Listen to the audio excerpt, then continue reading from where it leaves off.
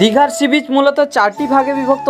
তাদের মধ্যে Digha Mohana, old Digha beach, new Digha sea beach আর উদয়পুর রয়েছে। তবে এদের মধ্যে দীঘা মোহনা যেমন দোয়ারানি, তেমনি দীঘায় আগত পর্যটকদের অতি সামান্য অংশই আসেন এই দীঘা মোহনাতে। দীঘার মোহনার এই চম্পা নদী এসে মিশেছে বঙ্গোপসাগরের সঙ্গে। আর মোহনায় যাওয়ার সবচেয়ে ভালো সময় হলো ভোরবেলা। আর তোমরা যদি এসে থাকো ওল্ড দীঘা থেকে মোহনা পায়ে হেঁটে যাওয়ার পথ মাত্র 15 মিনিট। বন্ধুরা, পর্যটকদের কাছে এখানকার বিশেষ আকর্ষণ হলো অনেক দূর পর্যন্ত চলে যাওয়া এই সেতু দিয়ে।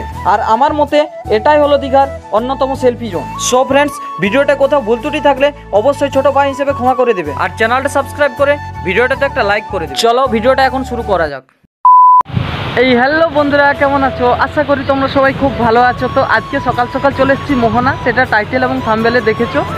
আর মোহনা তোমরাও আসবে, অবশ্যই আসবে। এটা হচ্ছে দীঘার একটা খুব কি বলবো, দারুণ একটা জায়গা, খুব একটা দারুণ টুরিস্ট প্লেস যেটা রয়েছে।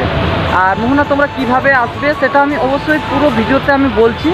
আর ততক্ষণের জন্য মোহনার যে ভিউজটা, আমি এখনও মোহনার পাশেই আছি, ওখানে অনেকটা ভিড় আছে, আমি তোমাদেরকে দেখানোর চেষ্টা করছি।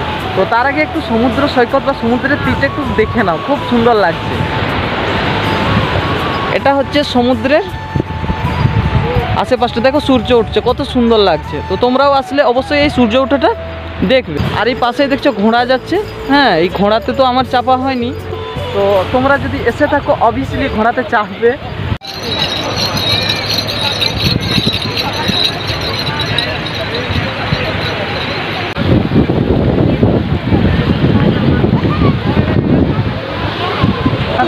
তো যেতে যেতে দেখছি একটা বোট আছে, তো দেখি বোটের মধ্যে কি আছে না আছে একটু দেখো। এই হচ্ছে বোটটা। হ্যাঁ, এটাতে কেউ নাই, ড্রাইভারও নাই আর প্যাসেঞ্জার। বোটে তো আমি চাপবই না ভয় করে। এই দেখো ঘোড়াটা কি সুন্দর লাগছে, খুব সুন্দর লাগছে।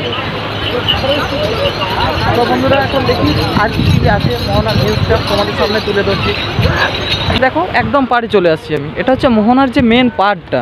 হ্যাঁ, মোহনার যে মেন পার্টটা, এটা হচ্ছে মোহনার মেন পার্ট। এই পার্টটা দিয়ে কিন্তু আমি মোহনার দিকে এগোবো। তো বন্ধুরা, পুরো ভিডিওটা ওয়াচ করতে থাকো। এটা উঠবো, এখানে অনেক পাথর আছে, পাথরটা বেয়ে উঠে গেলাম। সো ফাইনালি বন্ধুরা, আমি মোহনার যে মেন পার্টটা সেটাতে উঠলাম। এখান থেকে দেখো কিছু কিছু বোট আসছে, জাহাজ, ছোট ছোট বোটগুলো।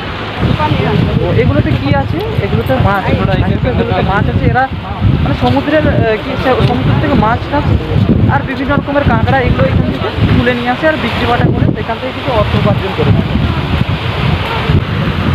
সো ফ্রেন্ডস, জলের যে এখানে যে তেজটা, জলের যে গতিবেগটা অনেকটা স্লোলি রয়েছে, খুব সুন্দর লাগছে সে কারণেই। আর তাছাড়া এখানে অনেক অনেক বাইরের থেকে আসে। দেখো চলে আসছে বোটটা, দেখো সামনের দিকে আসছে। তো ফ্রেন্ডস, এখানে যদি এসে থাকো, এখানকার যে জিনিসটা না যেটা না কাছে এসে বুঝতে পারবে না। তো এই যে পাথরগুলো আছে না, এগুলোতে আমি এখন চড়ে চড়ে সেই পাশে তো দেখি কীভাবে চড়তে হয়। আগে চড়েছি অবশ্য, কিন্তু ভয় লাগে। ফার্স্ট অফ অল এগুলোতে না লাগে। দেখি চেষ্টা করছি চড়া। 1 2 3। এই হচ্ছে সেই পাথরগুলো, এগুলো অনেকটা সিনেমার সেই সঙ্গের মধ্যে আমি। বন্ধুরা, এই দেখো আরও বোট।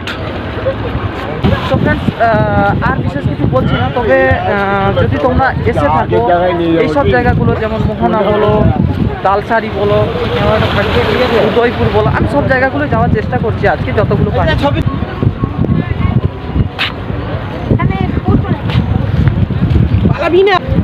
এটা হচ্ছে মোহনার পুরো ভিউজটা, তোমরা দেখছো অবশ্য। আগেও যদি কেউ যদি এসে থাকো দেখেছো হয়তো, আর যারা যারা আসনি অবশ্যই ভিডিওর মধ্যে দেখে নাও। এটা পুরো মোহনার ভিউজটা। মোহনাটা অ্যাকচুয়ালি যে প্লেসটা কী জন্য বিখ্যাত, মোহনার প্লেসটা কী রয়েছে, হ্যাঁ, সবচেয়ে আমি তোমাদের সামনে। তো যাই হোক না, এটা হচ্ছে মোহনার শেষ প্রান্তটা।